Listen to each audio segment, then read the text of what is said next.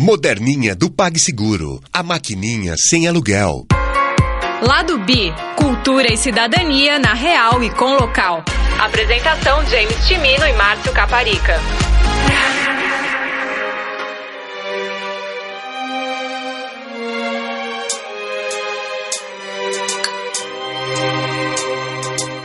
This is Garnet, back together. Esta semana, o lado B do voto. Os coordenadores da campanha Vote LGBT vão discutir qual é a importância das questões LGBT nas próximas eleições. Eu acho que o que dá para dizer é que as pautas LGBT no geral e a interface delas com a política tem aumentado muito, né? Isso desde 2013, quando Feliciano assumiu a Comissão de Direitos Humanos, né? Depois as eleições de 2014 foram bem pautadas por discussões LGBT, né? Os avanços e retrocessos que acontecem o tempo inteiro fazem com que esses assuntos estejam em certo destaque, né? Não tanto quanto a gente gostaria, mas em algum destaque.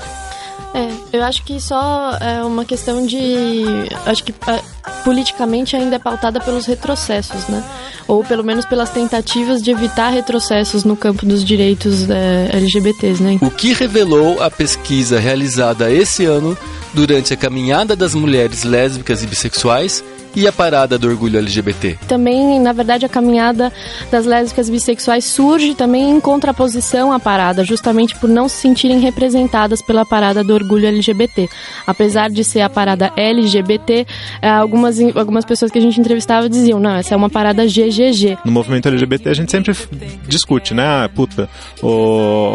A parada é um carnaval fora de época ou não? E se for, qual que é o problema? Qual que é o problema de a festa também é política? Tá lá na rua pondo a cara no sol também é importante, mas uma coisa que a gente descobriu foi que tem uma predominância, ou pelo menos a maior parte das pessoas que a gente entrevistou vai para a parada por motivos tradicionalmente políticos, digamos assim. Se a gente for olhar os dados de você se sente representado politicamente nas pautas LGBTs, a gente fez essa pergunta também e ninguém se sente representado politicamente. Por que LGBTs não votam em bloco para defender suas próprias causas? Nesse primeiro resultado desse ano, pelo menos a gente viu que não é determinante o candidato ser LGBT ou ter pautas LGBTs para as pessoas orientarem os votos delas, né? Quando a gente viu lá a votação do impeachment da Dilma na Câmara Federal, que a gente viu aquele desfile interminável do macho branco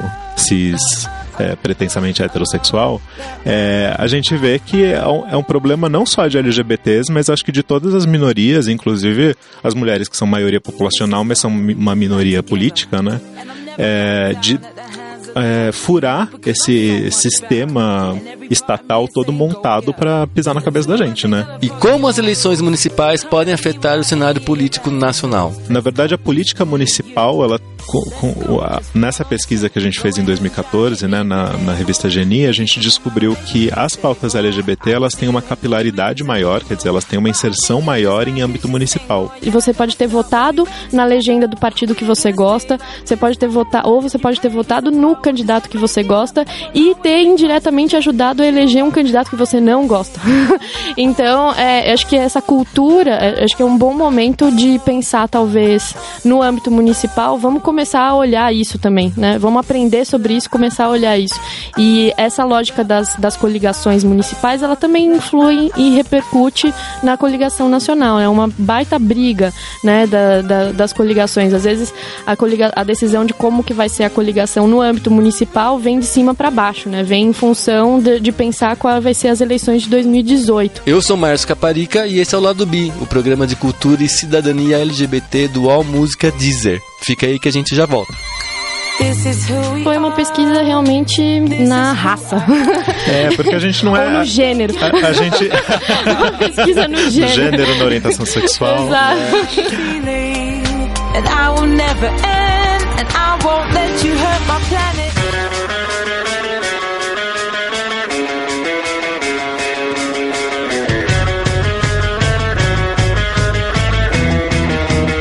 Olá, internauta! Seja bem-vindo a mais uma edição do Lado B, o programa de cultura e cidadania LGBT do All Música Deezer. Já estamos quase no segundo semestre, outubro está se aproximando e com outubro está se aproximando também as eleições. E é por isso que o tema de hoje é voto. A gente está aqui no estúdio com 2 representantes do movimento de organização. Da campanha, melhor ainda.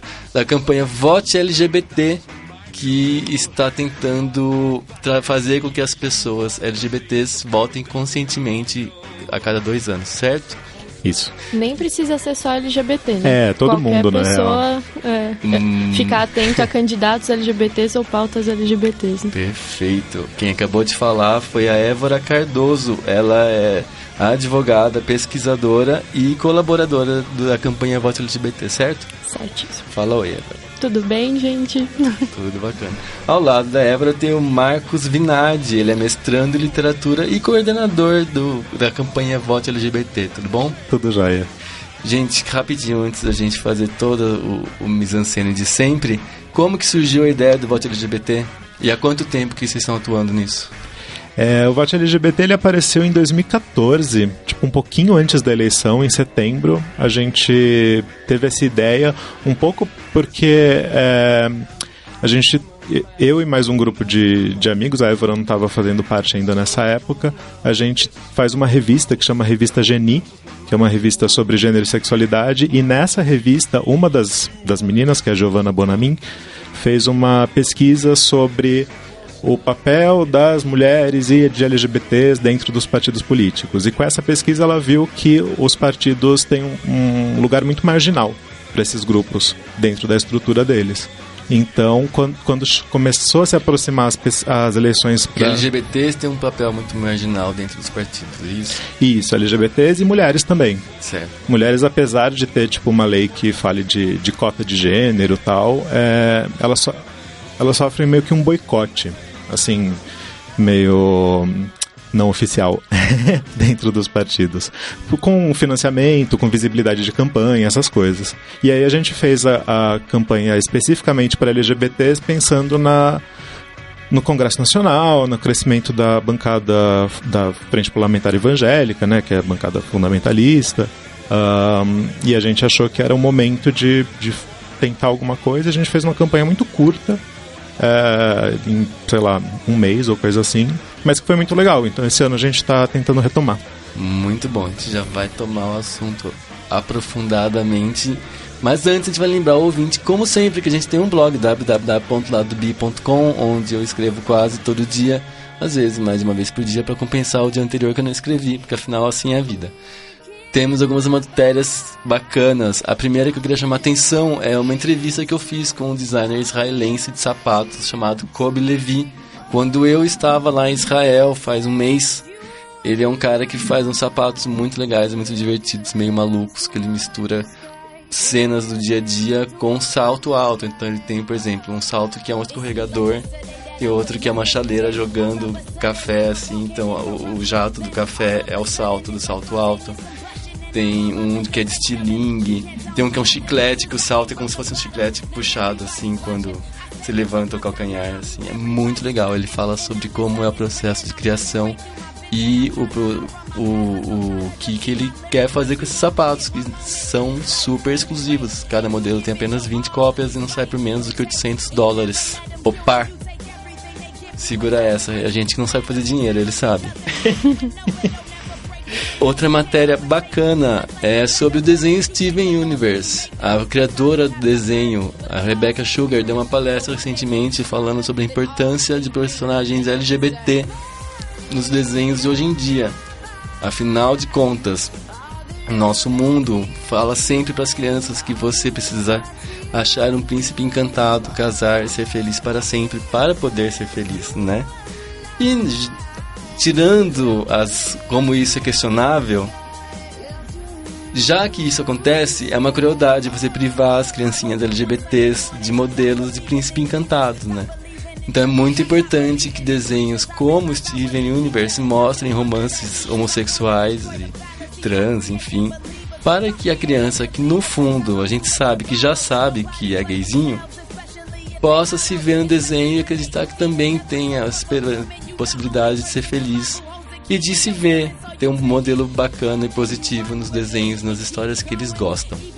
Steven Universo faz isso muito bem. Afinal, ele é criado por 3 mulheres, sendo que uma delas é a fusão de 2 que se amam muito, resolveram viver juntas no mesmo corpo para sempre. Então, é lindo. E é muito divertido também, eu recomendo. Estou assistindo agora todos os episódios. Por fim, publiquei hoje uma matéria que conta o seguinte: se você está de bode com a vida de paquera moderna, toda ligada em aplicativos, vá pra Havana. Havana é um lugar mágico no ocidente que não existe internet ainda. Aliás, também não existem direitos LGBTs, mal existe, né? Esse é o lado ruim. Mas um cara foi lá e fez uma reportagem contando como é a vida noturna gay em Havana, e fala que é mais ou menos como a vida nos Estados Unidos e outros países do ocidente há 40 anos. Aquela coisa meio clandestina, os bares que meio que todo mundo sabe quais são, que noite que tem coisa gay e tal. Mas também você não pode mostrar afeto em público. O pedaço da praia que o pessoal se pega, se encontra, enfim.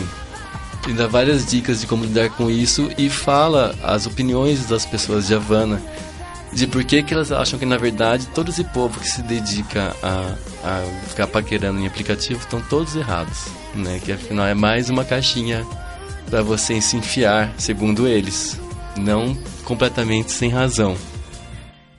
Vão lá e confiram o blog www.ladobi.com.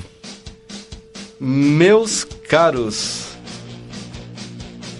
vocês desde 2014...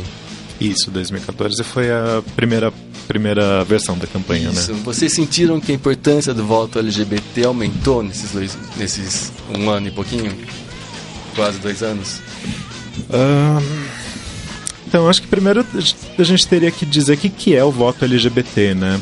O jeito como a gente entende na campanha, e como a Évora falou, não é votar em LGBTs e nem votar só e nem votar em pessoas que tenham pautas exclusivamente LGBTs, mas o objetivo da campanha é incentivar o crescimento da importância, da percepção da importância que as pessoas têm de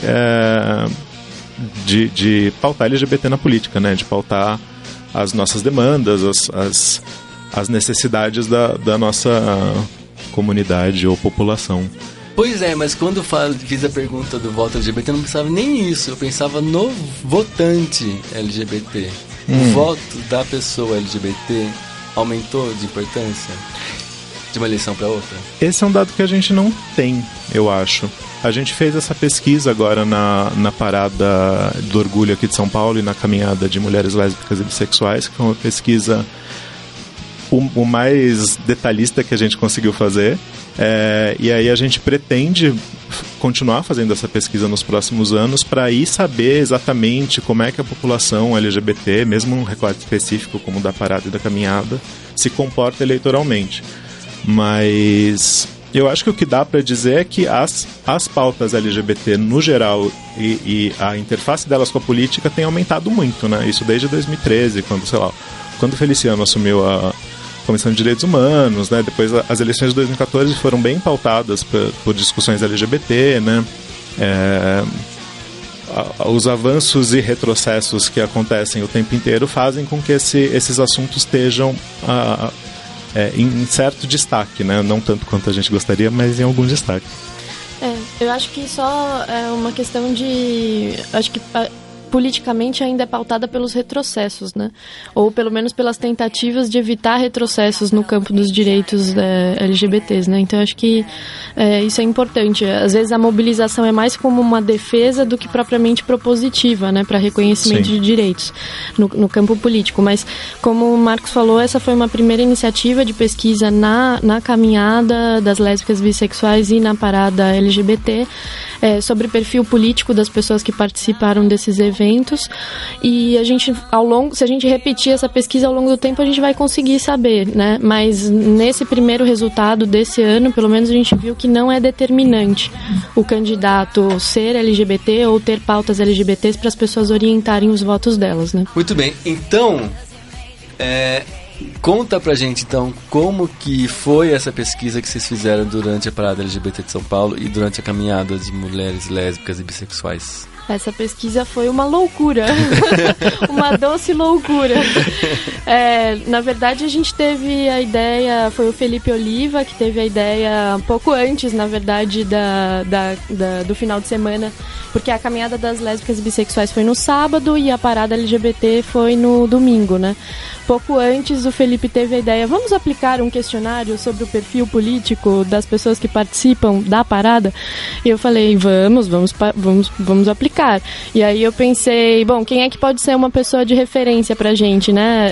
Tem um grupo de professores, a Esther Solano, o Pablo Hortelado e o Márcio Moreto, que eles são professores da USP e da Unifesp, e eles já têm aplicado vários surveys, né? Várias pesquisas a respeito de perfil político de participantes de manifestações de rua, como os secundaristas, a Marcha da Maconha, ou mesmo as manifestações pró e contra impeachment, né? Eles já têm todo um histórico e eles ajudaram bastante a gente.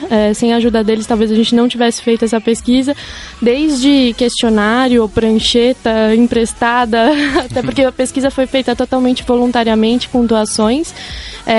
Revisando o nosso questionário, foi bem interessante. E aí a gente fez uma campanha de encontrar voluntários. Nós conseguimos cerca de 60 voluntários, aos quais nós agradecemos muito também.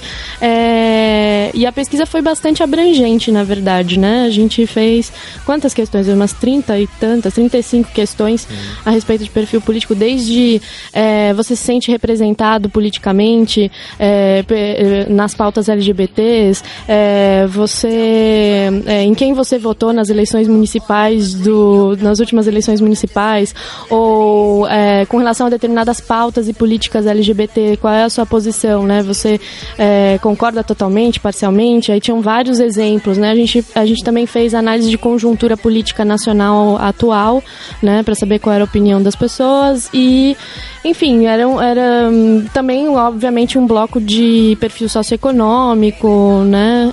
Dos entrevistados e também de identidade, né? De identidade de gênero, de orientação sexual. Pra gente era importante isso, fazer esse mapeamento.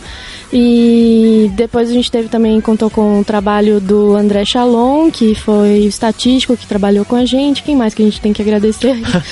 Então, uma lista tão grande tipo Oscar, de pessoas. Né? O Rogério Barbosa, Rogério, né, do Barbosa, do Centro de Estudos da Metrópole, ajudou também. Muita gente. Então, muita gente ajudou a gente. Foi uma pesquisa realmente na raça. Porque a gente não Ou no gênero. A gente... Uma pesquisa no gênero. No gênero, na orientação sexual. Exato. Porque a gente não trabalha com isso, né? Na real, a gente juntou um dia e falou, vamos tentar fazer. E aí a gente foi atrás de quem sabe do rolê. Que muito bom. E aí foi também a minha estreia no Vote LGBT, né? Eu comecei como colaboradora justamente para trabalhar nessa pesquisa. Foi muito bom. Então, vocês fizeram o questionário em quantos dias? O questionário foi aplicado no último final de semana. Foi criado em quantos dias? Eu acho que a gente teve Demorou umas 2 semanas. 2 semanas. 2 semanas. Entre a ideia de fazer isso e a impressão dos questionários, que foi na madrugada da sexta para sábado. E daí no sábado vocês aplicaram na caminhada. E no domingo na parada. Isso. E aí foi genial, né? Os resultados são muito legais, assim. Foram várias descobertas. Rapidíssimo, só antes de a gente falar os resultados. A pesquisa em si, as pessoas estavam abertas a responder o questionário? Teve alguma dificuldade no dia? Alguma coisa que vocês se lembram que vale a pena contar? Como é que era? Não, acho que dificuldade não. Era muito engraçado receber depois. Todos nós aplicamos questionários, mas às vezes a gente se revezava também no papel de receber os voluntários de volta. E os causos eram incríveis, né? Era muito divertido. Era um momento de confraternização também a respeito da experiência. Mas, assim, de problemas mesmo na aplicação, não. Eu acho que teve receptividade verdade, foram poucas pessoas que não toparam participar da pesquisa. Na verdade, a gente fez um recorte, como a gente queria saber sobre posição política em relação às últimas eleições municipais, então a gente só entrevistou pessoas que votavam em São Paulo, né? Não necessariamente residentes em São Paulo, mas só pessoas que votavam em São Paulo. E aí sim a gente encontrava, várias pessoas não podiam participar da pesquisa, mas mais por conta disso do que outros fatores, né? Então você estava todo empolgado com os resultados. Já fala qual que foram os resultados que mais te surpreenderam. Eu acho que primeiro é uma comparação entre caminhada e parada, né? O perfil político da caminhada é mais à esquerda, né? Do que a parada, e também, na verdade, a caminhada das lésbicas e bissexuais surge também em contraposição à parada, justamente por não se sentirem representadas pela parada do orgulho LGBT. Apesar de ser a parada LGBT, algumas pessoas que a gente entrevistava diziam, não, essa é uma parada GGG, né? Então, as lésbicas e bissexuais não se sentiam representadas e começaram a fazer a caminhada. Então é interessante esse posicionamento também no espectro político, tanto no espectro político de eleições, mas também no espectro político de identidade, né? De identitário dentro do movimento LGBT. Acho que isso foi um primeiro resultado interessante. E um outro resultado interessante era, uma das perguntas era referente, porque existiria um senso comum, vamos dizer assim, de achar que a parada LGBT perdeu seu aspecto político, ou ela é mais um momento... Carnaval fora de época... Isso que as pessoas dizem muito. Isso foi, pra mim, foi uma das coisas mais legais de descobrir, que foi, embora tenha essa diferença muito marcante, assim, que a caminhada, além de ser mais de esquerda, eu acho que ela é mais política, num sentido mais tradicional. No movimento LGBT a gente sempre discute, né? A parada é um carnaval fora de época ou não? E se for, qual que é o problema? Qual que é o problema de a festa também é política? Tá lá na rua, pondo a cara no sol também é importante. Mas uma coisa que a gente descobriu foi que tem uma predominância, ou pelo menos a maior parte das pessoas que a gente entrevistou vai para a parada por motivos tradicionalmente políticos, digamos assim. Já que a gente está falando de pesquisa, vocês têm um número exato para dar? Tenho na papelada aqui do lado. Peraí que eu... Enquanto ele vai procurando, acho que assim, a nossa descoberta nesse contexto da parada é que ela é, sim, por motivo político, né? Tem muita gente que vai pra parada não só para não que se divertir não seja uma manifestação política também, porque se você pensa no aspecto de discriminação que as pessoas sofrem, é difícil andar na rua, muitas vezes, né, de mãos dadas, ou beijar, ou sei lá o quê. Então, fazer tudo isso em público, à luz do dia, é um ato político também, né? Então, mostrar que você está feliz é um ato político. Exatamente. Sim, então, mas para além disso, também um ato político em outros sentidos, né? Depois a gente explica o que a gente entendeu. O que a gente entendeu como política, na real a gente fez uma pergunta aberta, que era por que você veio, para caminhada ou para parada? E as pessoas responderam, depois a gente fez uma tabulação disso, né? E aí colocou nos gráficos. Uhum. Então, respostas como vim para protestar, para lutar pelos meus direitos, para me afirmar, para sair do armário, porque é importante a visibilidade. Para discutir conjuntura política também. Contra retrocessos de direitos, né? Tudo isso foi agrupado dentro da categoria de ato político. E aí na caminhada, isso que a gente agrupou como político, né, sei lá, estrito senso, deu 83,9% das pessoas que foram. Na parada é bem menos, é 47,8%, mas é o maior número a maior motivação.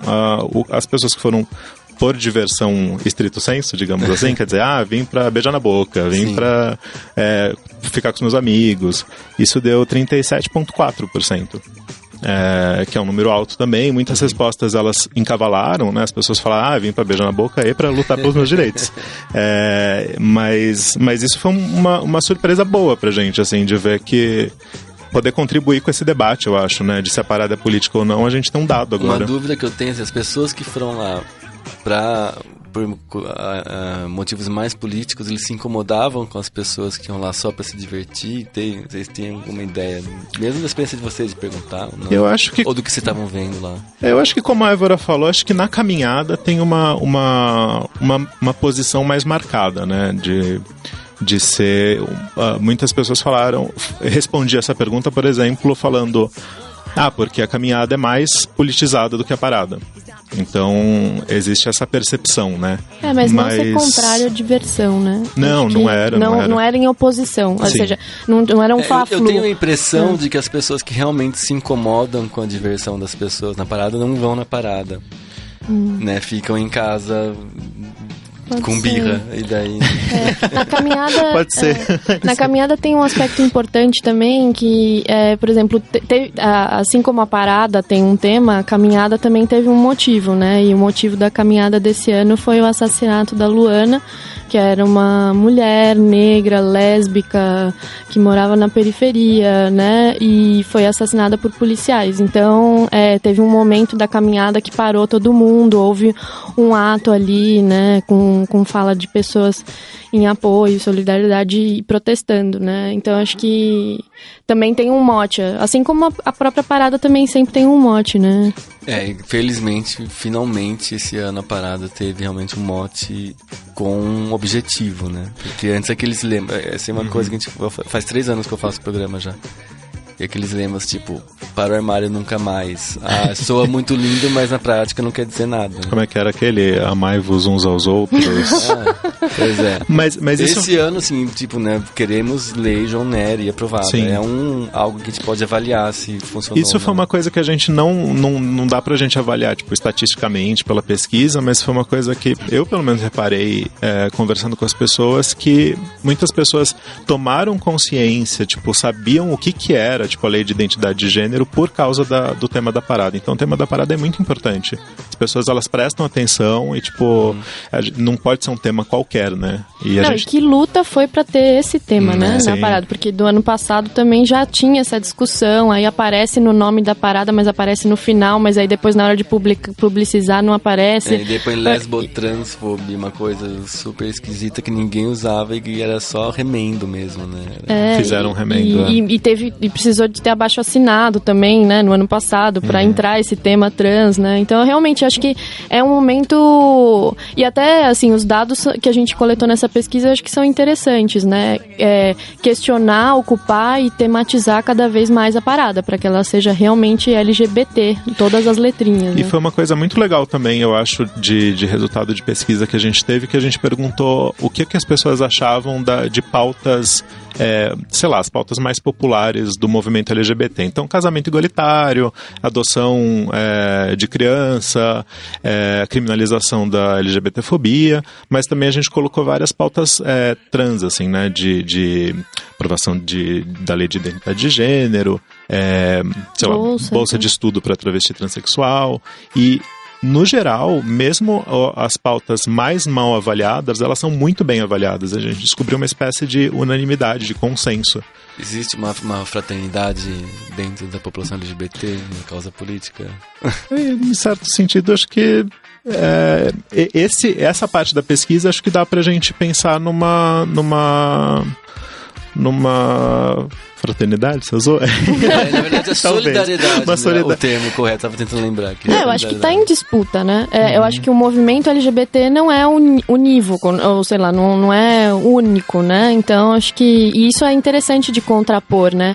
Essa foi uma das nossas perguntas na pesquisa, né? Você se sente representado pelo movimento LGBT? E na caminhada, a proporção de pessoas que não se sente representada ou parcialmente representada era maior do que na parada. Isso tem um motivo também, né? A gente pode pensar a proporção com relação a essa resposta em relação à própria existência da caminhada em contraposição à parada. Né? Eu acho bonito isso, porque acho que realmente agora a gente está conseguindo recuperar um pouco essa importância do sentido da parada, né? Porque vinha se tornando muito a atração turística do ano e daí acaba sempre sendo a coisa mais café com leite que puder, porque tem que agradar a todos e não pode levantar onda, né? Eu tive agora, mês passado, na parada de Tel Aviv. E conversei com os organizadores e tal, e eles contam que já faz... Esse é o segundo ano que eles têm esse objetivo consciente de... A gente vai chamar no tema esse ano as minorias dentro da minoria. Então, ano passado o tema era para as pessoas trans, esse ano o tema era mulheres primeiro. Women for a Change, na verdade, mulheres para variar. Porque eles falam que exatamente, as mulheres não se sentem representadas em geral no movimento LGBT e a gente quer mostrar que elas são sim importantes. As mulheres lésbicas, as bis e as mulheres trans. Achei lindo. Sim, legal. Muito bacana. Candidatos.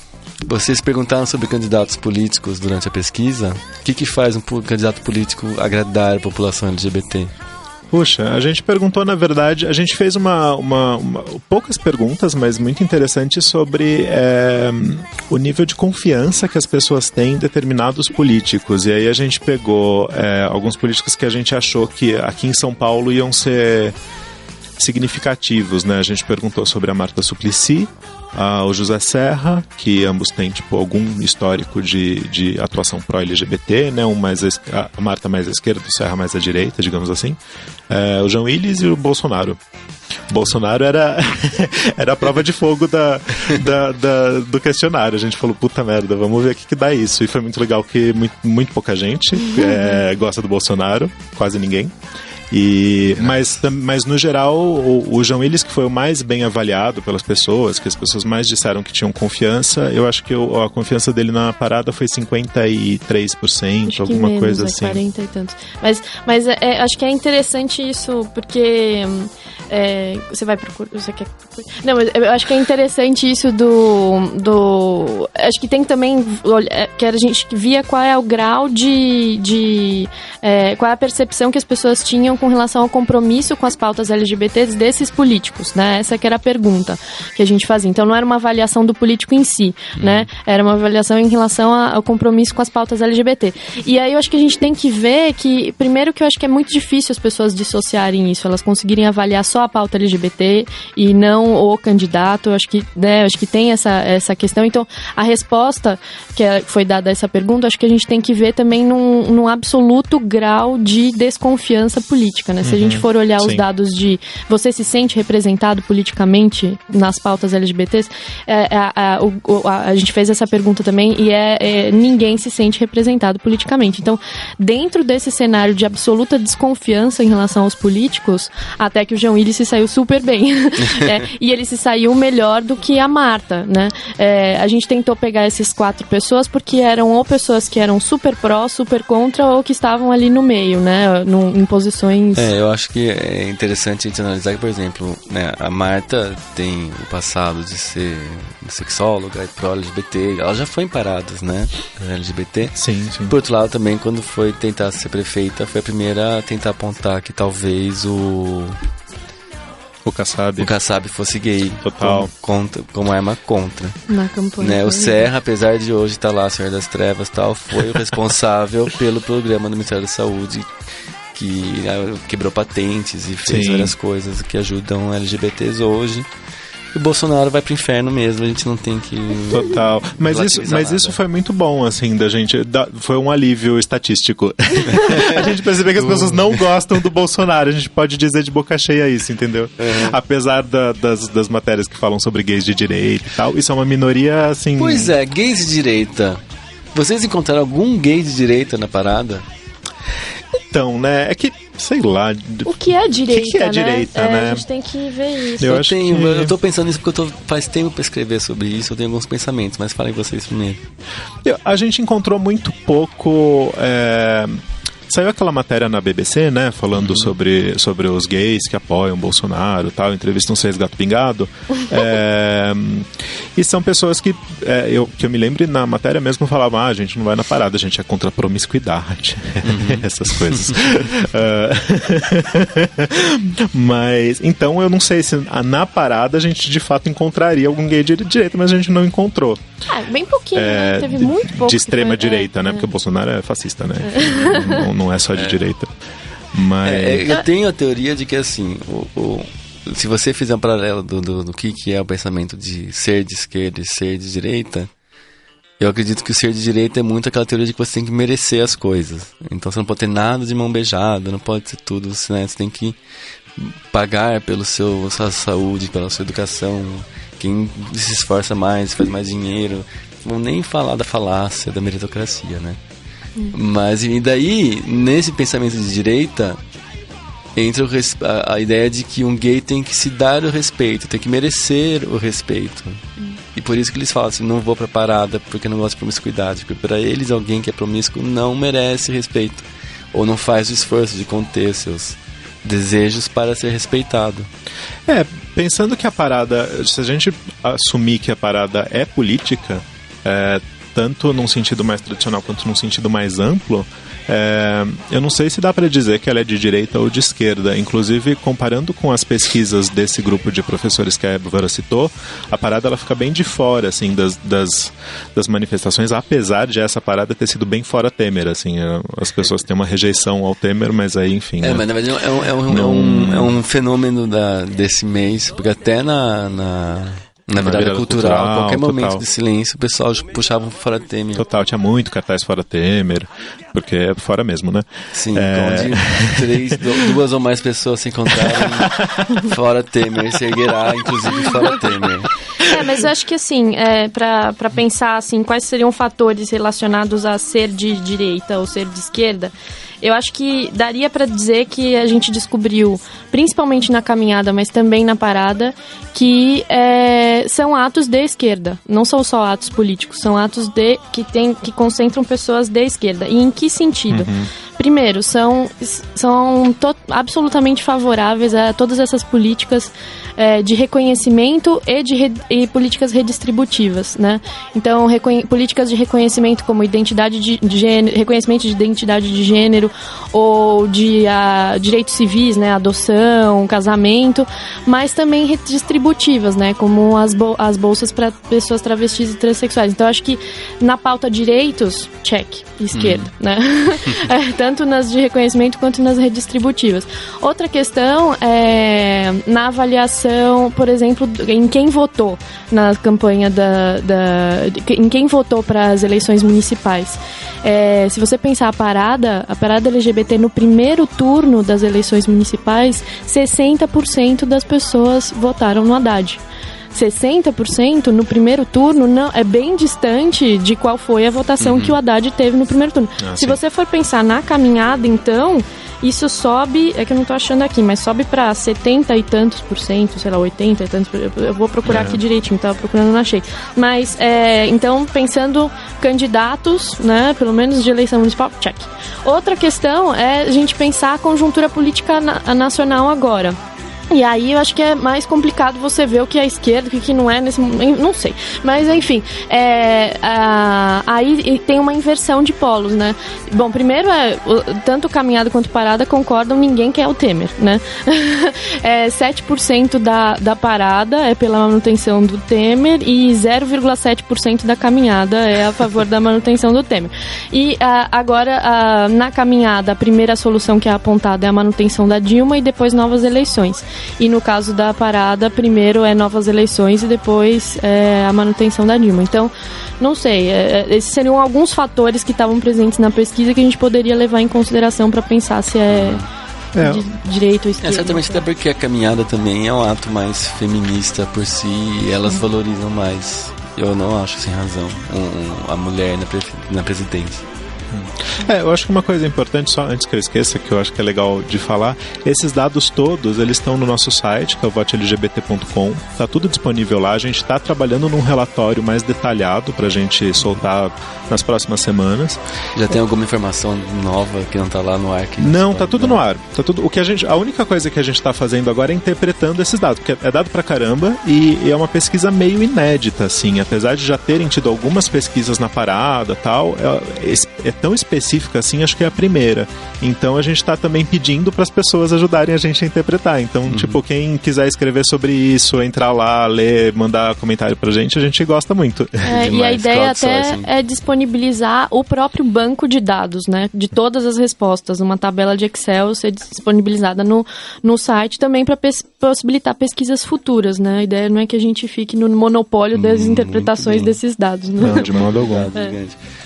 Por que LGBTs não conseguem votar em bloco para se defender como fazem os evangélicos? Eu acho que aí a gente tem que pensar em algumas outras coisas que extrapolam essa questão, que é, por exemplo, como é que funciona a política no legislativo, né? Então, a gente tem que pensar que a gente está num modelo que ainda a gente pode considerar como sendo a crise, vamos dizer assim, do modelo de presidencialismo de coalizão. Então, o que era o presidencialismo de coalizão? Você tinha lá, para o presidente governar, ele tinha que fazer uma aliança, uma base, construir uma base e para isso, para que essa base funcionasse e permitisse avançar todas as pautas do governo executivo, os partidos precisavam ter domínio em quem os seus integrantes em que direção os seus integrantes votavam. Esse controle dos partidos sobre essa política, sobre as intenções de voto, vamos dizer assim, dos seus integrantes, já está, vamos dizer assim, em ruínas. E aí, em contraposição a esse momento, o que a gente vê? A lógica de funcionamento de bancadas. As lógicas de funcionamento de bancada de boi, de bala, Bíblia, o BBB, a lógica BBB é uma lógica suprapartidária. Você tem, na verdade, alianças conforme esses lobbies, né? Porque são lobbies, o que tem por trás são lobbies fortíssimos, né? Da agricultura, da indústria de armamentos e também das igrejas, para que eles votem em determinado sentido. Então, essa lógica suprapartidária fez também com que os próprios partidos não tivessem mais esse controle. E aí você vê também o momento de crise pelo qual o governo Dilma passou, né? Porque ele não tinha mais como consolidar. Agora a gente precisa ver, existe a possibilidade de uma bancada suprapartidária da pauta LGBT? Quem são as pessoas que estão no Congresso Nacional, né? Se você for ver, são homens brancos, aparentemente heterossexuais, né?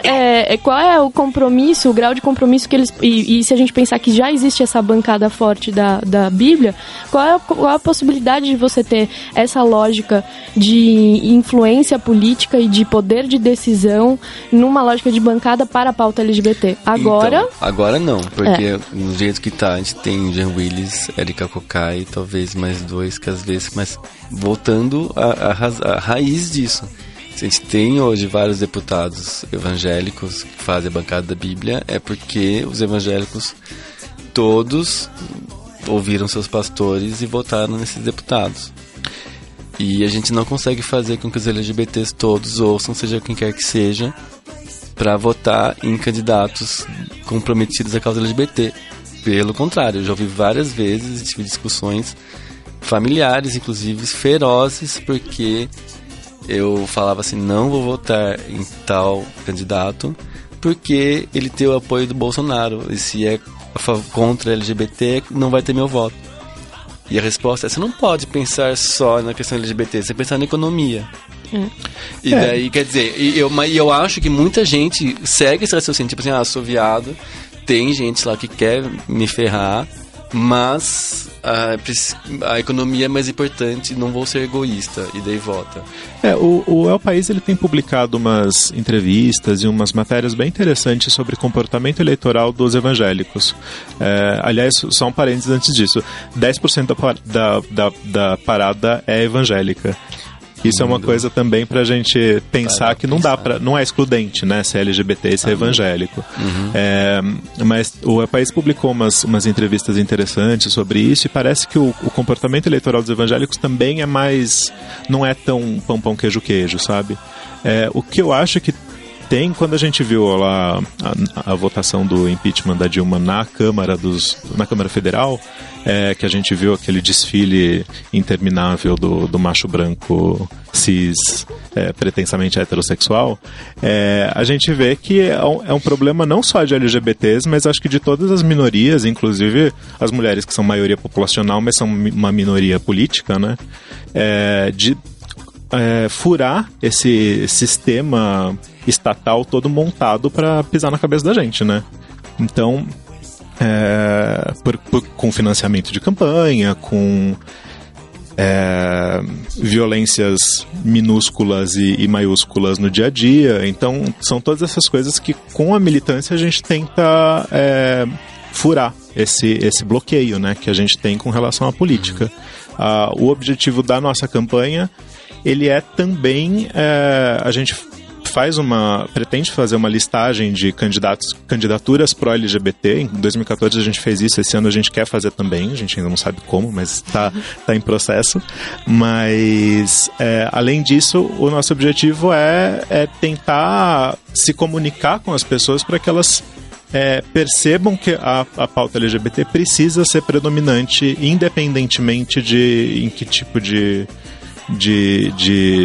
ideologia ou de partido político você vote. Mas tem vários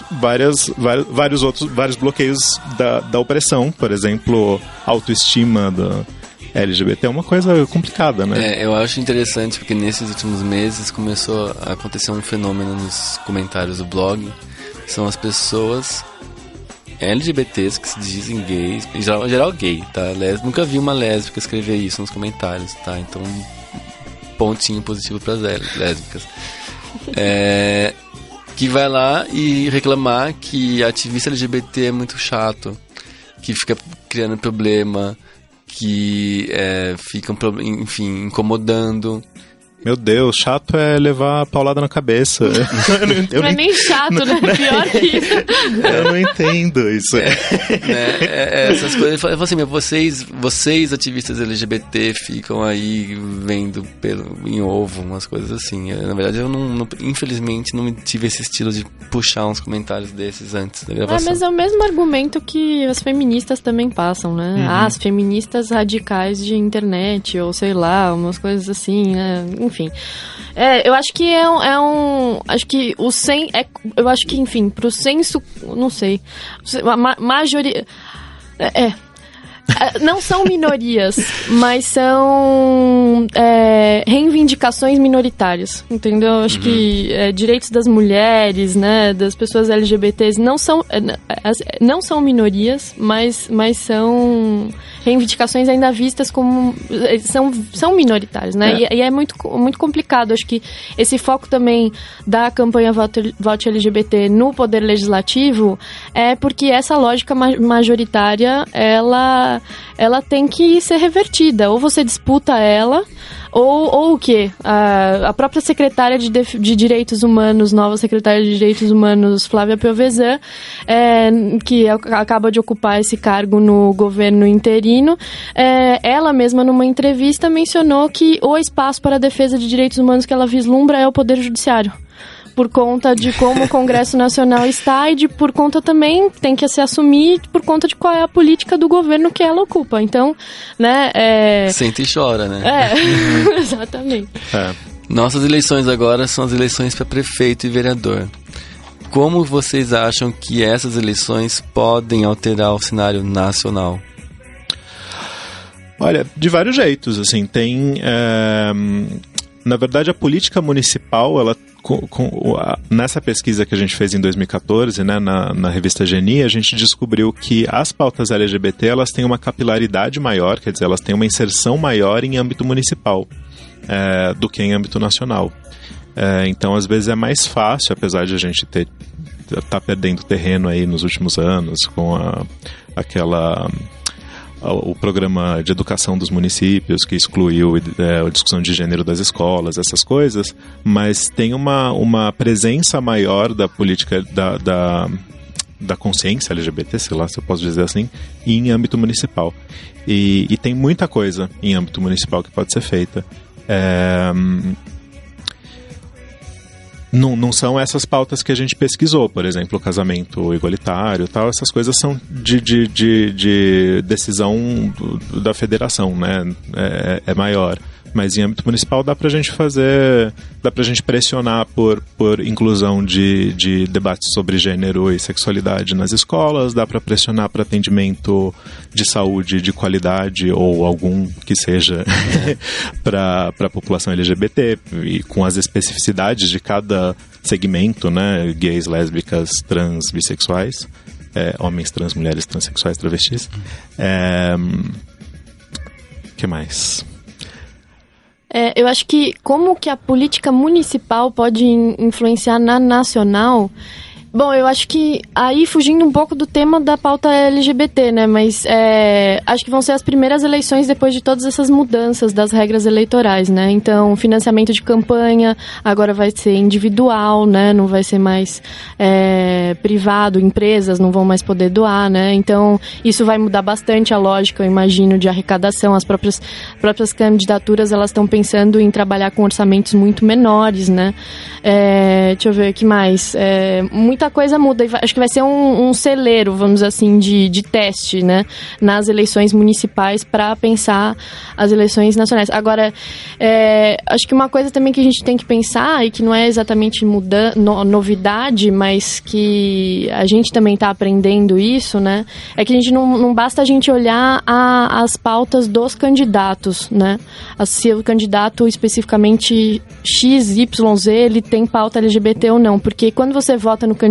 existe aquela questão de que você tem que olhar qual é a coligação de partidos daquele candidato, porque... Para o legislativo, né? Para o legislativo, porque se você vota num candidato de um partido que você considera o candidato progressista e o partido progressista, se a coligação tiver partidos que não são progressistas, todos os votos de toda a coligação entram no mesmo balaio, e aí depois tem um tal de coeficiente, eu sempre falo. A gente já falou até consciente eleitoral, mas tem esse tal de quociente eleitoral que é mais ou menos o seguinte: você pega o número de votos válidos e divide pelo número de cadeiras. E aí você chega ao qual é o número de votos. As pessoas que conseguirem acima desses votos, elas já estão automaticamente eleitas naquela coligação. Mas quem tiver menos disso, você vai selecionar o candidato de qualquer dos partidos, dependendo da ordem de votação deles.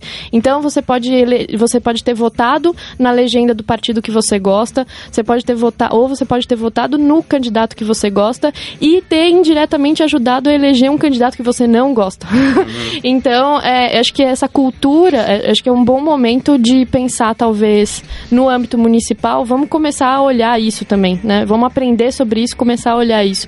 E essa lógica das coligações municipais, ela também influi e repercute na coligação nacional. É uma baita briga, né, das coligações. Às vezes, a decisão de como que vai ser a coligação no âmbito municipal vem de cima para baixo, né? Vem em função de pensar qual vai ser as eleições de 2018, né? E não em função das forças políticas ali locais, né? Então, acho que isso tem que ser pensado. E esse ano ainda, principalmente com essa bagunça que está a política nacional, eu acho que as eleições municipais, a gente vai precisar ficar mais de olho nelas, porque tá tudo em jogo o tempo inteiro, né?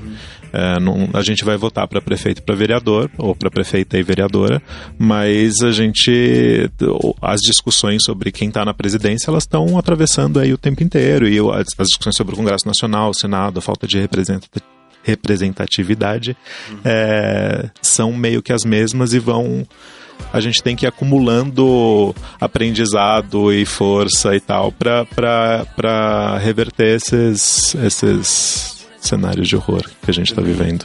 Última pergunta, então, que estamos chegando ao fim. Vamos comparar, então, os héteros com os LGBTs. Vocês acham que o nível de engajamento político varia de um para o outro? São todos igualmente alienados, todos igualmente engajados?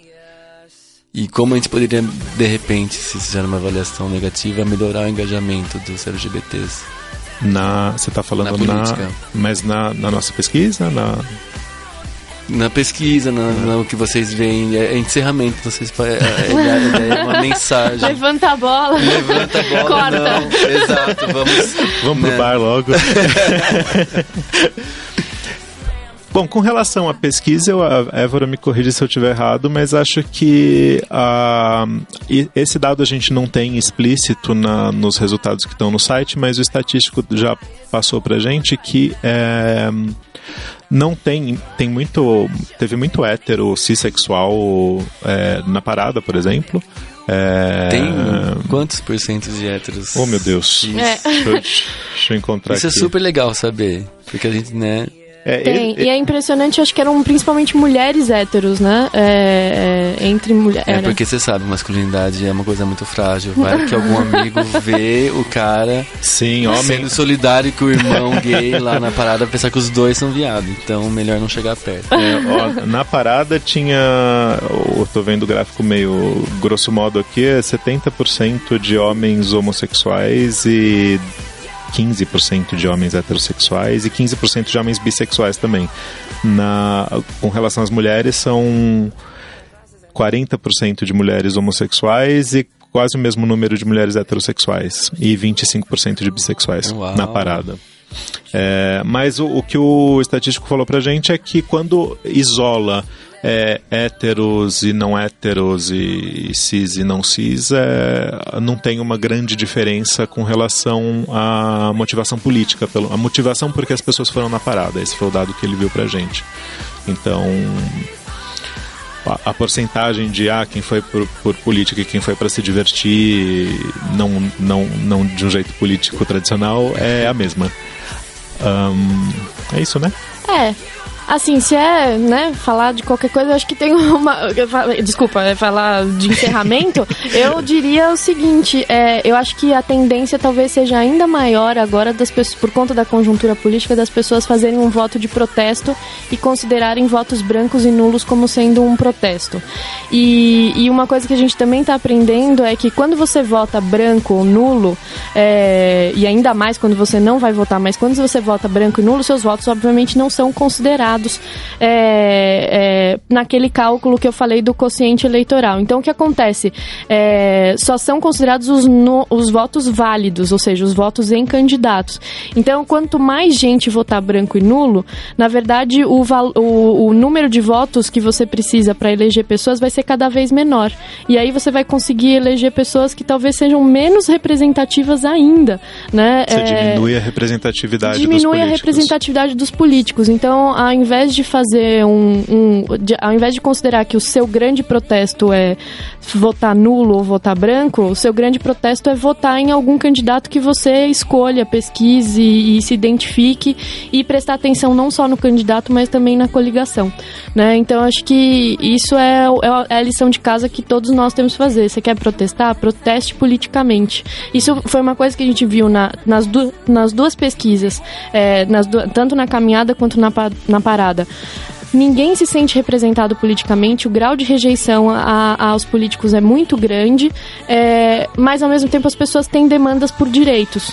Só que se as pessoas não canalizarem essas demandas por direitos na disputa das instituições e na disputa política, elas não vão ver esses direitos realizados, né? Mesmo, por exemplo, essa iniciativa da Bolsa para travestis e transexuais é uma iniciativa da Prefeitura aqui de São Paulo, por exemplo, que encontra ressonância numa política pública da Prefeitura de São Paulo, mas ela é uma política que pode simplesmente ser descontinuada. Se ela não for aprovada pelo Legislativo Municipal, ela não vai durar além dessa gestão se o Haddad não for reeleito ou se ele não tiver a intenção de que isso continue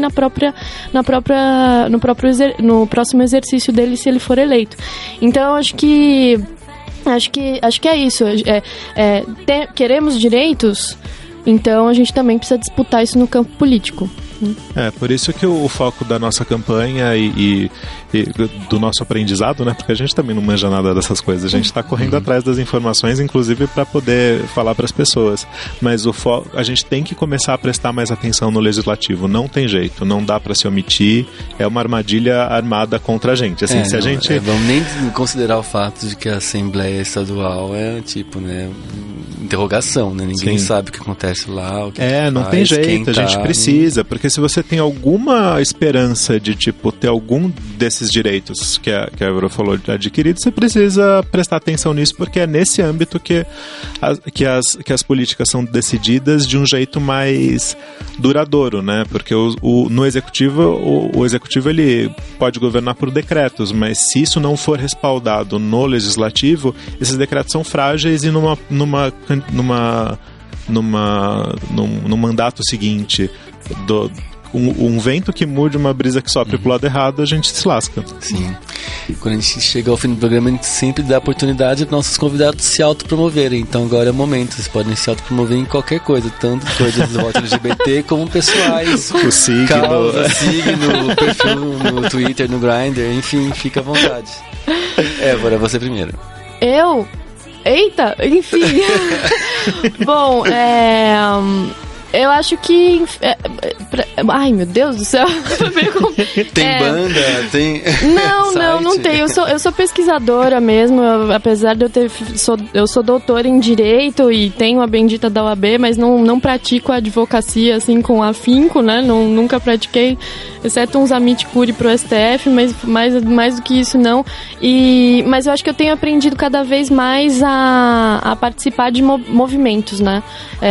Eu acho que a minha experiência, que foi estritamente universitária e acadêmica, no final das contas, pelo próprio ambiente, foi descolada da experiência de movimentos sociais. Então, eu acho que eu tenho me aproximado da campanha Vote LGBT e também da Rede Feminista de Juristas, e continuo no exercício de pesquisa e tentando aliar cada vez mais a pesquisa com o ativismo, né? Então, eu faço parte... Quem quiser entrar em contato com você, como é que faz? Tem o meu e-mail, Évora. Se quiser passar o e-mail também, mas em geral, rede social acho que é mais... rede social? Você tem Facebook? Ixi, não, Facebook eu sou mais fechada do que... Fechada não, tá. Twitter você também não tem? Não tenho Twitter, não. Bom, vocês podem me encontrar pelo SEBRAP, Centro Brasileiro de Análise e Planejamento. Eu sou pesquisadora do Núcleo de Direito e Democracia. Acho que por lá podem me encaminhar. Qualquer contato, tá bom? Marcos, você autopromova-se. Tá, deixa eu pensar no que eu vou me autopromover. Bom, eu acho que tem o voto LGBT, né? O voto LGBT acho que a gente nem falou, mas ele é suprapartidário, ele é completamente independente, e é isso, assim, é tipo... 4 malucos que resolveram fazer essa pesquisa, entendeu? A gente tá...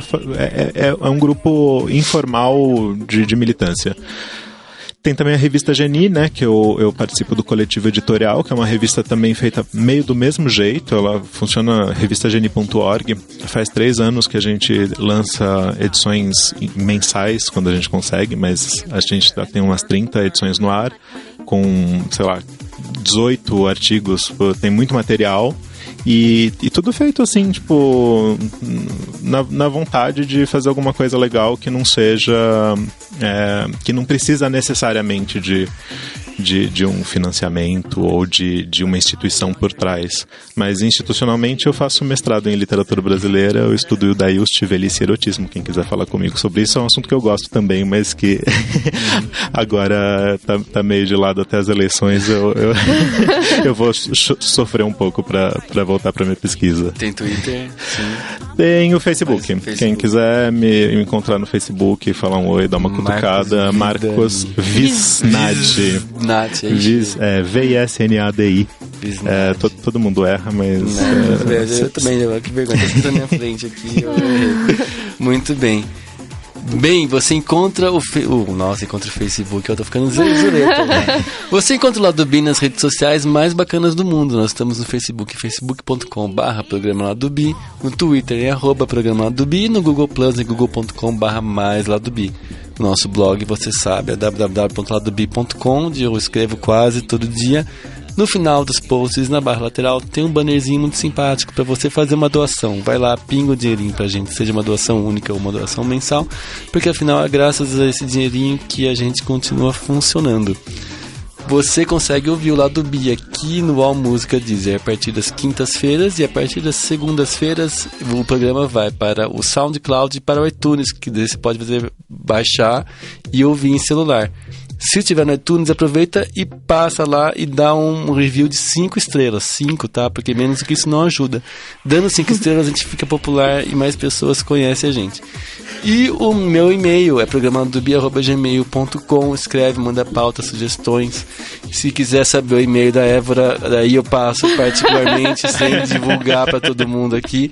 Então é isso. Nossa música de encerramento é uma música que eu descobri essa semana, graças ao Spotify, que agora tem aquela... Agora não, faz tempo que tem as recomendações. Passei a ouvir agora. E realmente funciona. Eles recomendam as coisas que tem a ver com o nosso gosto. Descobri uma banda chamada Filarmônica de Passárgada, com várias letras muito interessantes. Eles são meio MPB, mas agora fizeram vários funks de protesto. Tem um que é o Muro do Morumbi, que é demais. Mas a música que eu vou tocar agora no final do programa é uma música muito simpática chamada Seu Tipo, que é basicamente um cara falando que tentei de tudo pra te conquistar, mas eu não faço o seu tipo, você me despreza. Não. É triste, mas a letra é muito inteligente, então fica agora e ouça O Seu Tipo, pela Filarmônica de Passárgada. Eu sou o Márcio Caparica e esse foi o programa Lado B, programa de cultura e cidadania LGBT do All Música Deezer. Até semana que vem, beijo.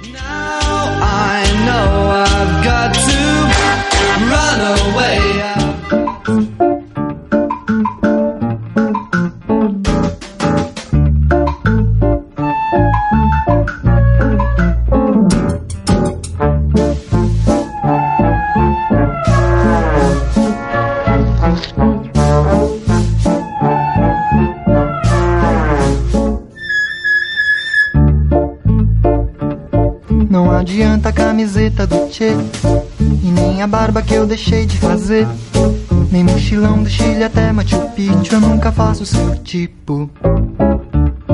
Não adianta capa preta e coturno, no cemitério um piquenique noturno, fazer terror de se mijar o monge, que eu nunca faço o seu tipo.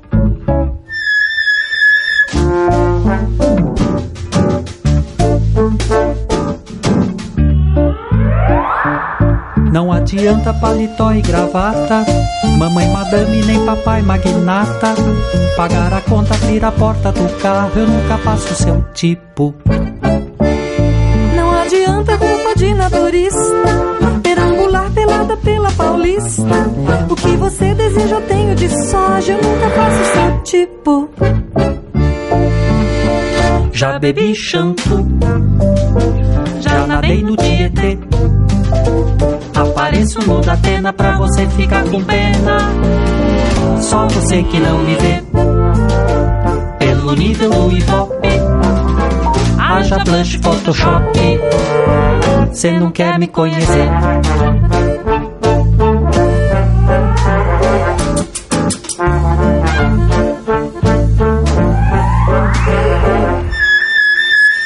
Já bebi shampoo, já nadei no Tietê, apareço no Datena pra você ficar com pena. Só você que não me vê pelo nível do Ibope, haja blush, Photoshop, cê não quer me conhecer.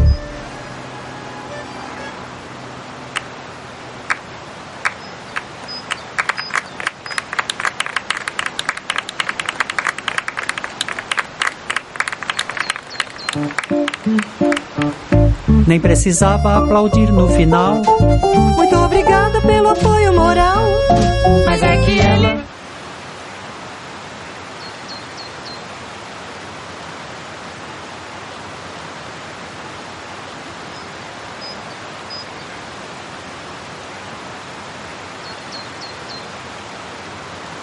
Mas é que ele nunca veio no show. Já fui cover da Madonna, do Elvis e do Magal, do Bruno e do Marrone, do Mamonas, do Ramones, da Sandy, do Sepultura, de Caetano e Raulzito. Eu nunca faço seu tipo.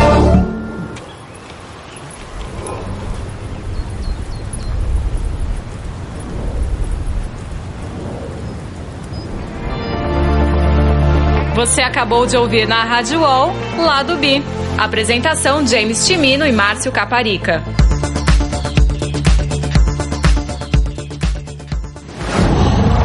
Uau.